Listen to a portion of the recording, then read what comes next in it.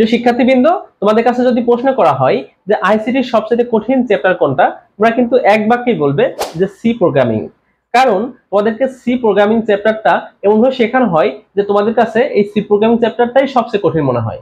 কিন্তু প্রিয় শিক্ষার্থীবৃন্দ, তোমরা যদি এই চ্যাপ্টারটাই যদি বুঝে বুঝে পড়তে পারতে, তাহলে এই চ্যাপ্টারটাই তোমাদের কাছে অন্যান্য চ্যাপ্টারের চাইতে সহজ মনে হতো। কারণ এই চ্যাপ্টারটা কোনো মুখস্থ করার প্রয়োজন হয় না। তোমরা যদি বুঝে বুঝে পড়ো, তাহলে যে কোনো ধরনের প্রশ্নের অ্যান্সার তোমরা খুব সহজে করতে পারবে। কারণ এই চ্যাপ্টারটা একটা লজিক্যাল চ্যাপ্টার, অর্থাৎ তোমরা যেমন গণিত করো ঠিক সেভাবে যদি বুঝে বুঝে এই সি প্রোগ্রামিং চ্যাপ্টার করো, তাহলে তোমাদের কাছে এই চ্যাপ্টারটা একদম পানির মতো হয়ে যাবে। তো প্রিয় শিক্ষার্থীবৃন্দ, তোমাদেরকে আমি এই চ্যাপ্টারটা একদম বেসিক থেকে হাতে ধরে ধরে বুঝিয়ে দিব, যাতে তোমরা এই চ্যাপ্টার থেকে যে কোনো ধরনের প্রশ্নের খুব সহজভাবে অ্যান্সার করতে পারো। তো প্রিয় শিক্ষার্থীবৃন্দ, এই চ্যাপ্টারের যে আমার লেকচারগুলো হবে এগুলো একটু বড় হবে, কারণ আমি একদম তোমাদেরকে বেসিক থেকে ধরে ধরে এই চ্যাপ্টারটা শিখিয়ে দিব। তো প্রিয় শিক্ষার্থীবৃন্দ, আজকে ক্লাসে আমরা একদম বেসিক যে টপিকগুলো আছে একদম প্রোগ্রামিং করার আগে সেগুলো শিখবো। যেমন একদম সি প্রোগ্রামিং কি, সি প্রোগ্রামিং করার জন্য কি কি প্রয়োজন, এবং সি প্রোগ্রামিং এর যে ধাপগুলো রয়েছে এগুলো আমি তোমাদেরকে আজকে দেখিয়ে দিব। প্রিয় শিক্ষার্থীবৃন্দ, প্রথমে আমরা জেনে নিব সি প্রোগ্রামিং আসলে কি।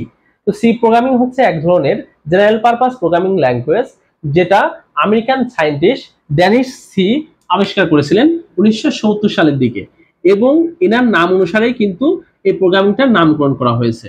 অর্থাৎ ড্যানিশ যে রিডস সি নামে যে বিজ্ঞানী রয়েছে, এখানে এই রিডস সির নাম অনুযায়ী এটাকে বলা হয় সি প্রোগ্রামিং। তো প্রিয় শিক্ষার্থীবৃন্দ, এটা কিন্তু এক ধরনের high level language. High level language এটাকে কেন বলা হয়? কারণ এটা মানুষের খুবই বোধগম্য, অর্থাৎ মানুষ খুব সহজেই বুঝতে পারে। অর্থাৎ এটাকে বলা হয় মানুষের বোধগম্য হওয়ার কারণে এটা হাই লেভেল ল্যাঙ্গুয়েজ বলা হয়। তো প্রিয় শিক্ষার্থীবৃন্দ, আমরা প্রথমে আরেকটা জিনিস জানবো, সেটা হচ্ছে প্রোগ্রাম আসলে কি। তো প্রোগ্রাম হচ্ছে এক ধরনের স্টেপ বাই স্টেপ প্রসেস বা instruction, step by step instruction, যেটার মাধ্যমে আমরা যে কোনো ধরনের সমস্যাকে সমাধান করে থাকি। অর্থাৎ প্রোগ্রাম হচ্ছে স্টেপ বাই স্টেপ ইনস্ট্রাকশন, যার মাধ্যমে আমরা যে কোনো ধরনের প্রবলেমকে সলভ করতে পারি। তো প্রিয় শিক্ষার্থীবৃন্দ, কম্পিউটার কিন্তু 0 এবং 1 ছাড়া কিছু বোঝে না।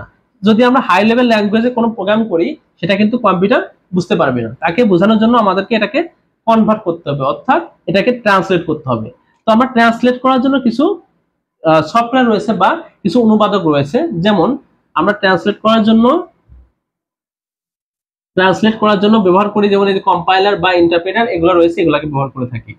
অর্থাৎ কিছু অনুবাদক রয়েছে, যেমন কম্পাইলার বা ইন্টারপ্রেটার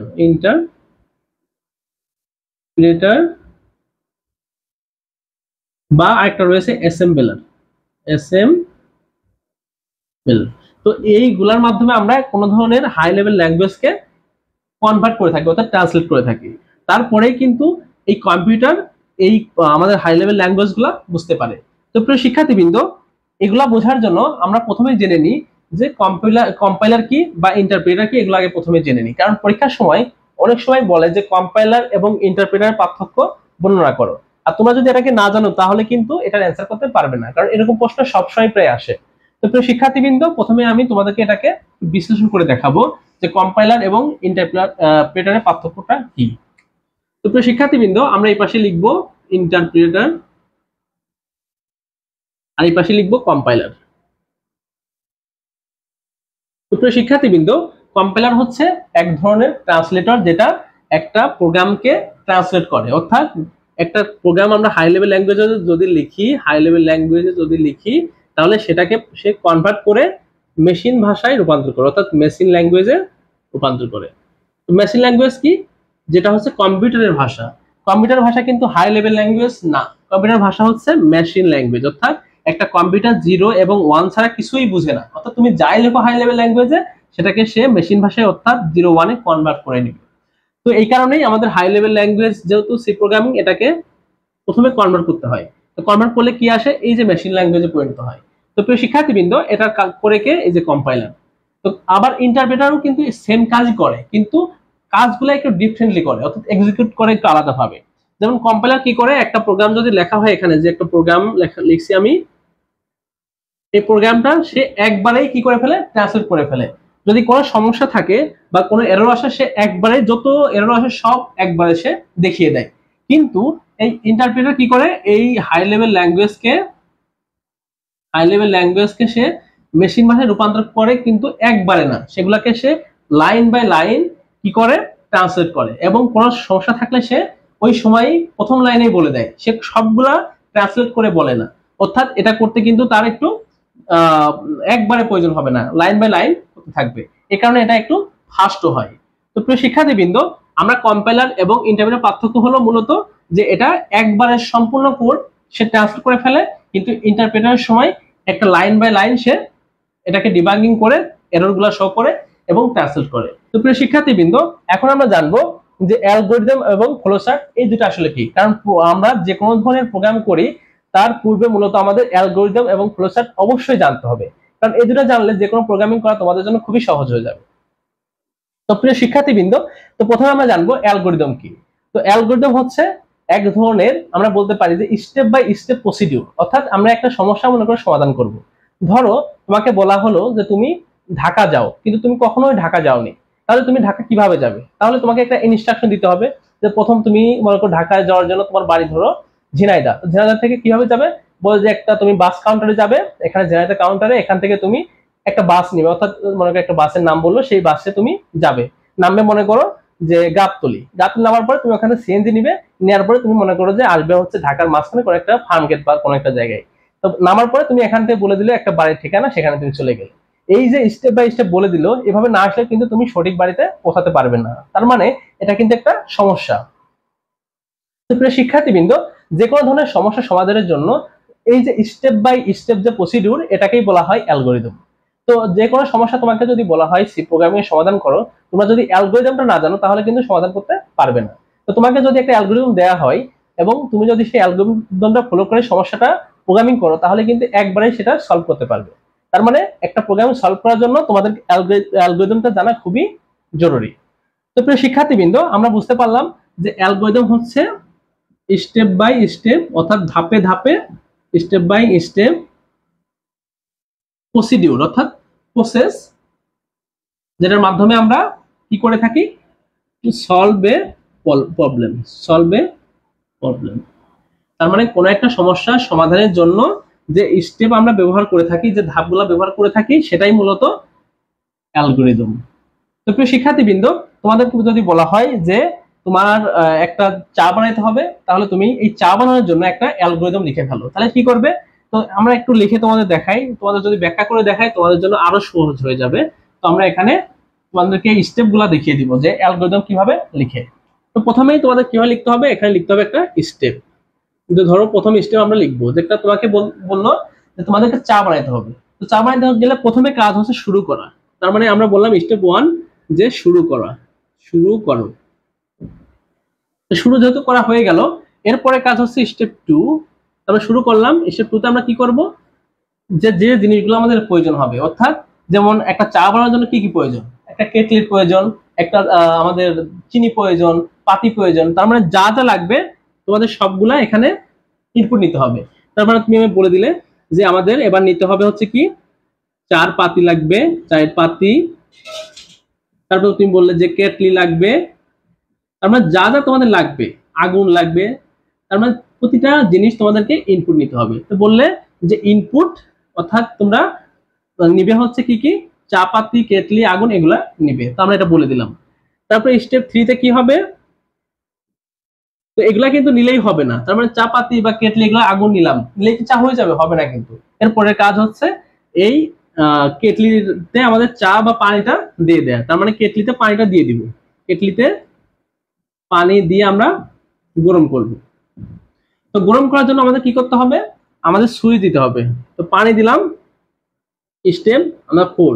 আমরা 3 তে কিন্তু লিখতে পারি যে প্রথম আগুন জ্বালাই দেওয়া, আমরা লিখে দিতে পারি, কিন্তু আমরা লিখলাম না, আমরা বললাম যে আগে কেটলিতে পানি দিলাম, কেটলিতে পানি দিলাম এবং চাও একসাথে দিয়ে দিলাম মনে করো। এরপরে আমরা বললাম যে আগুনটা জ্বালিয়ে দিতে হবে, অর্থাৎ পানি যেহেতু গরম করতে হবে, আগুনটা জ্বালিয়ে দিতে হবে। তারপরে স্টেপটা কি হতে পারে, স্টেপ 5।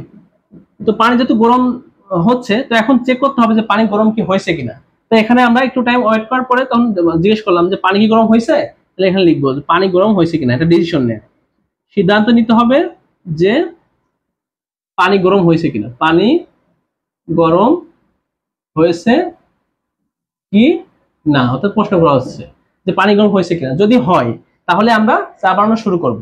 তাহলে আমরা লিখলাম স্টেপ 6, যদি হয়, যদি গরম হয় তাহলে চা বানাবো আমরা, তাহলে চা বানাবো। এরপরের কাজ হচ্ছে যেহেতু চা বানিয়ে ফেলাম গরম হলে, আর যদি গরম না হয় আমরা লিখে দিলাম যদি আর গরম যদি না হয়, গরম যদি না হয়, কি গরম না হয়, পানি যদি গরম না হয় তাহলে আমরা কি করব, একটু দেরি করব। আবার কি জন্য, যে পানি গরম হওয়ার জন্য দেরি করব। তো এরপরের কাজ হচ্ছে পানি গরম কিন্তু তখন চেক করা হচ্ছে, এরপরে আবার আমরা কি করব, এই সিদ্ধান্ত নিব দেরি করব। দেরি করার পরে আবার আমরা স্টেপ কোথায় যাব, যে স্টেপ 5 এ। আমরা লিখলাম যে স্টেপ 8, যে এরপর আবার এখানে যাব, যে স্টেপ আমরা কত যাব লিখে দিলাম যে স্টেপ 5 এ যাবে, আবার স্টেপ 5। তার মানে আবার সিদ্ধান্ত নিলাম যে পানি কি গরম হয়েছে, হ্যাঁ হয়েছে, যদি হয় তাহলে তোমরা এই গরম পানিতে চা বানাও। তো চা বানানোর জন্য আমরা কি করলাম, স্টেপ, এই যে স্টেপ যদি গরম হয় তাহলে চা বানাও, তো চা বানাই ফেললাম আমরা। এরপরে আমরা স্টেপ 9, যেহেতু চা বানিয়ে ফেলছি, কারণ এখানে তো আমরা আবার সিদ্ধান্ত নিয়েছি, সিদ্ধান্ত নেওয়ার পরে যে পানি গরম হয়েছে তার মানে আমরা আবার এখানে আসছি, তার মানে কত আসছি, স্টেপ 6 এ। পানি গরম হয়ে গেছে তার মানে আমরা চা বানিয়ে ফেলছি, তার মানে এখানে আমরা শেষ করলাম। তো প্রিয় শিক্ষার্থীবৃন্দ দেখো, তো অ্যালগরিদম হচ্ছে এই যে আমরা স্টেপ বাই স্টেপ লিখলাম একটা প্রবলেম, যে একটা চা বানানো তো একটা সমস্যা, এটা সমাধানের জন্য আমরা এই যে স্টেপ বাই স্টেপ প্রসেসগুলো লিখলাম, এটাই কিন্তু একটা অ্যালগরিদমের নিয়ম। তো প্রিয় শিক্ষার্থীবৃন্দ তোমাদের যে কোনো ধরনের প্রসেস যদি অ্যালগরিদম লিখতে পড়ে বলে তাহলে কিন্তু এভাবে স্টেপগুলো লিখলেই হয়ে যাবে। তো এরকম যদি আরেকটা উদাহরণ তোমাদের দিই তাহলে আরো ক্লিয়ার হয়ে যাবে। তো প্রিয় শিক্ষার্থীবৃন্দ তোমাকে বলা হলো যে তোমরা দুইটা সংখ্যা যোগ করো, যোগ করার জন্য কিভাবে লিখবে, প্রথমে লিখলে স্টেপ 1, কিভাবে লিখবে, যে শুরু করা, শুরু করা। তো প্রথম কাজে শুরু করতে হবে। দ্বিতীয় কাজ হচ্ছে স্টেপ 2, তো কি করার পরে নাম্বারগুলা পড়া, যে আমরা যে দুইটা নাম্বার কি কি 5, 6 বা 7, 8 কি নাম্বার আমরা নিব, এখানে লিখতে হবে যে ইনপুট নিতে হবে কয়টা নম্বর, দুইটা, ইনপুট 2 নাম্বার। আমরা লিখে দিলাম যে ইনপুট 2 নাম্বার। তোমার বাংলা লিখে দিলে যে ইনপুট মানে হচ্ছে কোনো ইনপুট দেয়া, তো লিখলে যে দুইটা নাম্বার ইনপুট দিলাম। এরপরে দিলাম হচ্ছে স্টেপ 3, তো নাম আমরা ইনপুট দেওয়ার পরে কি করতে হবে, যোগ করতে হবে। যেহেতু আমাদের তো বলাই আছে যে দুইটা নাম্বার যোগ করার জন্য একটা অ্যালগরিদম লিখো, এই জন্য আমরা দুইটা নাম্বার যোগ করবো। এবার তো আমরা কি করলাম, লিখে দিলাম যে দুইটি নাম্বার যোগ করো। তো এরপরের কাজ হচ্ছে দুইটা নাম্বার যোগ করা। এরপরের কাজ হচ্ছে স্টেপ 4, এবার যোগ করা যেহেতু শেষ, আমরা তো আউটপুট পেয়ে গেলাম, এই আউটপুটটা শো করা। তো এখন আউটপুটটা ডিসপ্লে করব, আমরা লিখে দিলাম ডিসপ্লে আউটপুট, অর্থাৎ শো আউটপুট। আমরা যেটা আমরা যোগ করে পেলাম অর্থাৎ সাম পাইলাম, এই সামটা তোমরা শো করাই দাও। এরপরের কাজ হচ্ছে যদি সাম শো করে দিলাম তাহলে তো আমাদের আর কোনো কাজ নেই, তাহলে আমাদের কাজ শেষ। এখন আমরা বললাম যে স্টপ, ইংরেজি স্টপ বা শেষ। তাহলে কিন্তু আমরা দুইটা সংখ্যা যোগ করার জন্য যে অ্যালগরিদম সেটাও লিখে ফেললাম। তারপরে প্রিয় শিক্ষার্থীবৃন্দ তোমাদের যদি এখন বলা হয় যে দুইটা সংখ্যা গুণ করো, তাহলে কিন্তু তোমরা এখানে যাই দুটো সংখ্যা ইনপুট নিলে এখানে বললে যে দুটো সংখ্যা গুণ করলাম, তাহলে কিন্তু একটা অ্যালগরিদম হয়ে যাবে। তো প্রিয় শিক্ষার্থীবৃন্দ এরকম ভাবে তোমাদের যে কোনো ধরনের যদি সমস্যার জন্য অ্যালগরিদম লিখতে বলে তোমরা এভাবে জাস্ট স্টেপ বাই স্টেপ কি করবে এগুলা লিখে দিবে, তাহলে কিন্তু অ্যালগরিদম হয়ে যাবে। আর সংজ্ঞাটা কিরকম হবে, যে স্টেপ বাই স্টেপ প্রসিডিউর, যার মাধ্যমে আমরা কোনো একটা সমস্যাকে সমাধান করতে পারি। তো প্রিয় শিক্ষার্থীবৃন্দ আমরা কিন্তু অ্যালগরিদমটা শিখে ফেললাম। এর পরের কাজ হচ্ছে আমাদের ফ্লোচার্ট সম্বন্ধে জানা। তো ফ্লোচার্ট হচ্ছে কি, ঠিক অ্যালগরিদমের মতোই প্রসেসগুলো লেখা, কিন্তু এই প্রসেসগুলো লিখতে হবে আমাদের চিত্রের মাধ্যমে। তো ফ্লোচার্টের জন্য কিছু চিত্র রয়েছে যেগুলো আমরা এখন একটু দেখব। তো প্রিয় শিক্ষার্থীবৃন্দ তোমরা যে কোনো সমস্যার সমাধানের জন্য এই অ্যালগরিদম ব্যবহার করতে পারো, আবার ফ্লোচার্টও ব্যবহার করতে পারো। পরীক্ষায় কিন্তু দুই ধরনের জিনিসই আসে, যে ফ্লোচার্ট আঁকাও বা অ্যালগরিদম লেখো। তো ফ্লোচার্ট আঁকানো কিন্তু কোনো ব্যাপারই না, জাস্ট তোমরা যদি কয়েকটা চিত্র মনে রাখো তাহলে যে কোনো ধরনের ফ্লোচার্ট তোমরা আঁকাইতে পারবে। তো প্রথমে আমরা একটু লিখে দিই এখানে যে আমাদের কয়েকটা চিত্র রয়েছে, যেমন শুরু করার জন্য একটা চিত্র রয়েছে এরকম ইলিপস অর্থাৎ উপবৃত্ত, এটাকে বলা হয় উপবৃত্ত বা ইলিপস। তো প্রিয় শিক্ষার্থীবৃন্দ এটা মূলত আমরা কি করার জন্য ব্যবহার করব, শুরু করার জন্য। তার মানে কোনো কাজ যখন শুরু করব তখন আমরা বলবো যে এই যে ইলিপস বা টার্মিনাল, এখানে তোমরা কি করতে পারবে, শেষ অর্থাৎ শুরু এবং শেষের জন্য আমরা এই চিত্র ব্যবহার করব, অর্থাৎ ইলিপসটা। একদম কিন্তু বৃত্ত না, বৃত্ত চাইতে একটু কম গোল হবে। শিক্ষার্থীবৃন্দ 2 নম্বরে আমাদের জানতে হবে যে ইনপুট এবং আউটপুটের জন্য কোনটা ব্যবহার করা হয়। তো ইনপুট এবং আউটপুটের জন্য এরকম একটা সামন্ত্রিক ব্যবহার করা হয়। তার মানে প্রিয় শিক্ষার্থীবৃন্দ, তোমরা যদি ইনপুট দিতে যাও তাহলে এরকম একটা সামন্ত্রিক ব্যবহার করবে, আবার আউটপুটের জন্য এরকম একটা সামন্ত্রিক। সো আমরা এখানে লিখে দিলাম ইনপুট বা আউটপুটের জন্য সামন্ত্রিক ব্যবহার করবে। এটা কিন্তু তোমাদের মুখস্থ রাখতে হবে যে কোনটার জন্য কোনটা ব্যবহার করবে। তো প্রিয় শিক্ষার্থীবৃন্দ, এরপরে কাজ হচ্ছে 3 নম্বরে আমাদের জানতে হবে সিদ্ধান্ত গ্রহণের জন্য। যেমন আমরা চা বানানোর সময় বললাম যে পানি কি গরম হয়েছে, হয়েছে কি হয় নাই, তাহলে এটা সিদ্ধান্ত নিতে হবে। এই সিদ্ধান্তের জন্য আমাদেরকে এরকম একটা ডায়মন্ডের মতো শেপ আঁকতে হবে। তো প্রিয় শিক্ষার্থীবৃন্দ, এই ডায়মন্ডের শেপের এক পাশে থাকে কি, যে ইয়েস, আর এক পাশে থাকে নো, অর্থাৎ সিদ্ধান্ত নেয়া যে গরম কি হয়েছে, এখানে প্রশ্ন করা হয়। তো প্রিয় শিক্ষার্থীবৃন্দ, এখানে এই ডায়মন্ডের মতো যে চিত্র, এটার মাধ্যমে আমরা কি করি, সিদ্ধান্ত গ্রহণ করি, সিদ্ধান্ত বা ডিসিশন নিয়ে থাকি, ডিসিশন। তো প্রিয় শিক্ষার্থীবৃন্দ, আমাদের আরেকটা চিত্র খুবই ইম্পর্টেন্ট রয়েছে, সেটা হচ্ছে কানেক্টর। এই যে এরকম, তার মানে আমরা 2-3টা দিক থেকে যখন কোনো কানেক্টর আসে, এরকম আমরা একটা জায়গায় যোগ করার জন্য এরকম বৃত্ত ব্যবহার করে থাকি, অর্থাৎ সার্কেল ব্যবহার করা হয় কানেক্টর হিসেবে। কানেক্টর হিসেবে সার্কেল ব্যবহার করি আমরা, সার্কেল। তার মানে আমরা প্রিয় শিক্ষার্থীবৃন্দ 1, 2, 3, 4টা চিত্র শিখে ফেলেছি। তো আরেকটা চিত্র আছে খুবই ইম্পর্টেন্ট, সেটা হচ্ছে প্রসেসের জন্য। অর্থাৎ আমরা কোনো একটা ইনপুট দিলাম, যোগ বিয়োগ করলাম বা ভাগ করলাম, এটা তো প্রসেস, তাই না? প্রসেসের জন্য আমাদের একটা চিত্র রয়েছে, সেটা হচ্ছে এই যে আয়তক্ষেত্র, অর্থাৎ রেক্টেঙ্গেল। তো প্রিয় শিক্ষার্থীবৃন্দ, এই আয়তক্ষেত্র আমরা ব্যবহার করব কিসের জন্য, যে কোনো ধরনের প্রসেসের জন্য, অর্থাৎ প্রক্রিয়াকরণের জন্য। তো প্রিয় শিক্ষার্থীবৃন্দ, তোমরা যদি এই 5টা জিনিস জানো, আর সাথে এই কানেক্ট করার জন্য, এই যে এরকম আমরা যে কানেক্ট করার জন্য যে দাগগুলা বা যে চিহ্নগুলো ব্যবহার করেছি, এগুলাকে আমরা জানবো যে কোন দিকে দিচ্ছি আসলে, এটা দেখানোর জন্য এই আমাদের যে লাইনগুলো, এটা ব্যবহার করতে হবে।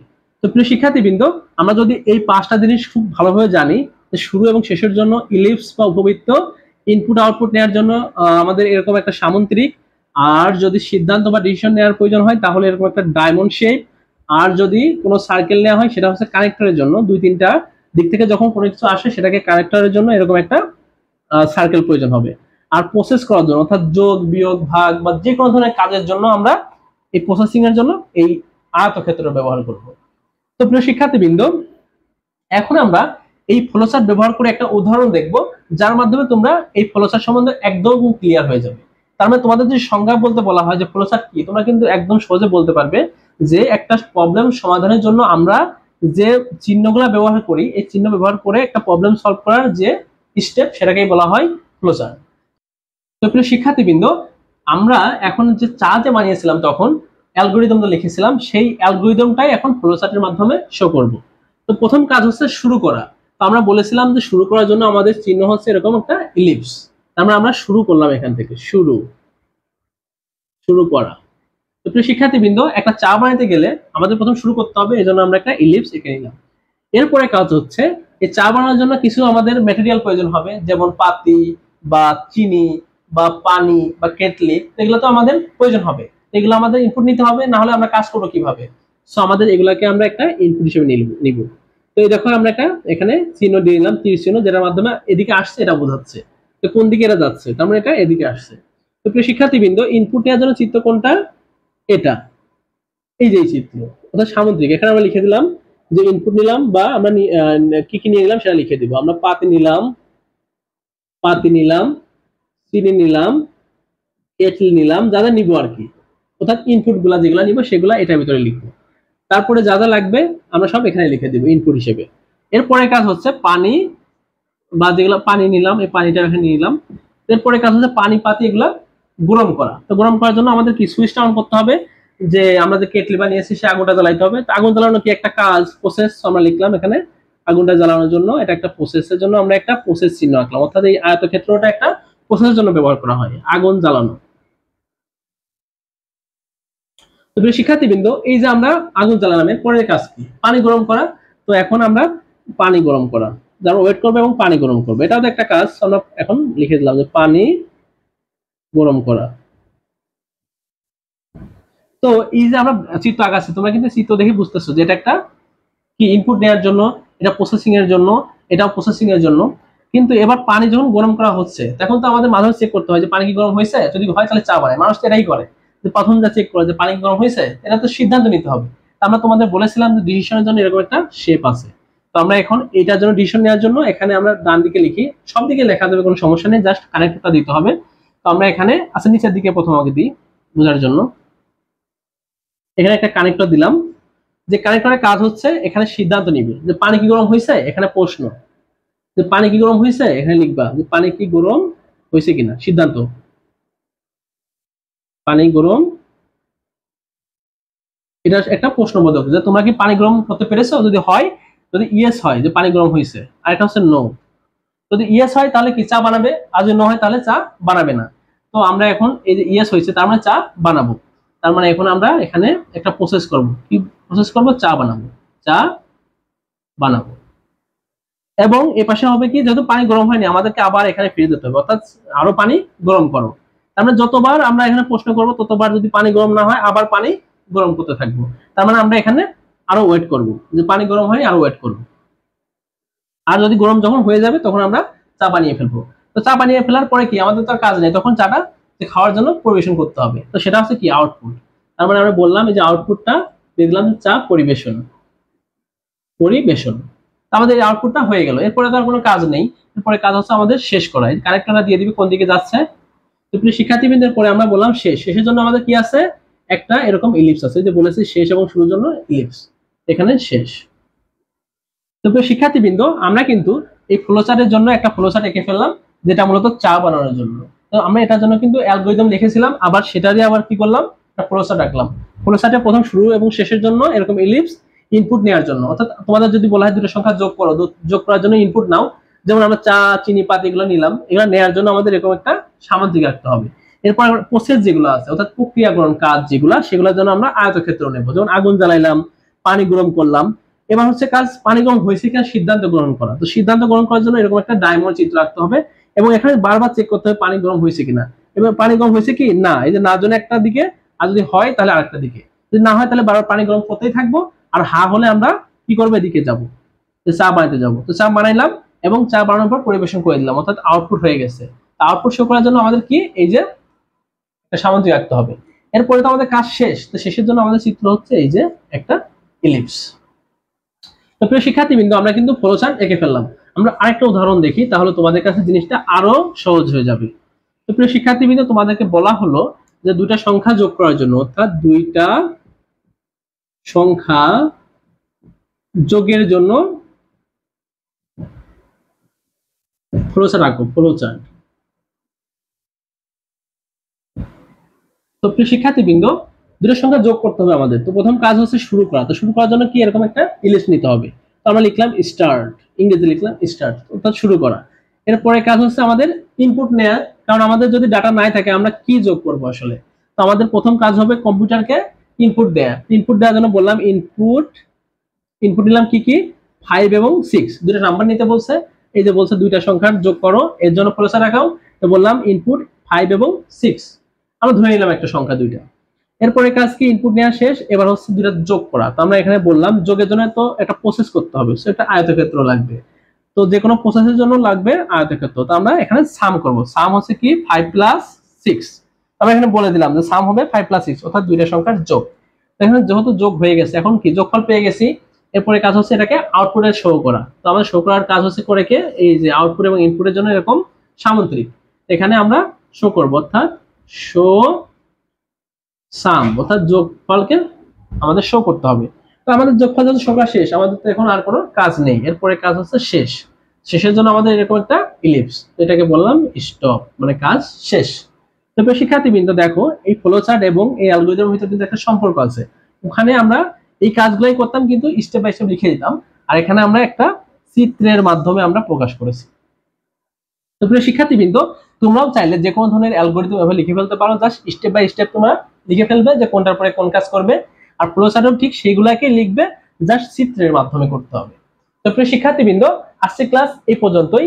আমরা আগামী লেকচারে এর পরবর্তী যে ডাটা টাইপস, কিওয়ার্ডস বা যেগুলো রয়েছে এগুলো নিয়ে সুন্দরভাবে আলোচনা করব। তো আজকের ক্লাস এই পর্যন্তই। তোমাদের যদি কোনো সমস্যা থাকে তাহলে অবশ্যই কমেন্টে জানাবে, আর ক্লাসটি ভালো লেগে থাকলে কমেন্টে অবশ্যই সেটা জানাবে। তো প্রিয় শিক্ষার্থীবৃন্দ, আজকের ক্লাস এ পর্যন্তই। আল্লাহ হাফেজ।